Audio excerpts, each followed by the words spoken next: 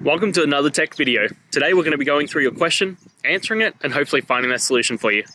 Guys, remember to stay a little bit crazy, like me, and hopefully get to that resolution. Now, let's continue on to that video.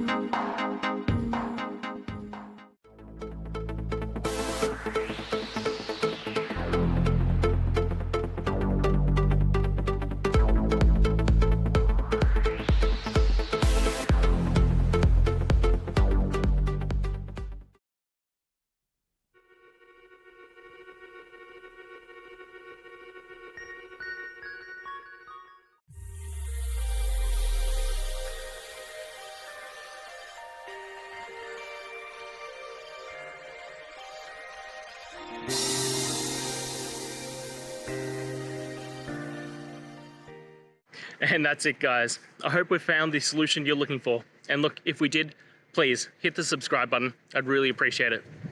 And until the next time you need technical help, I hope you have a good one.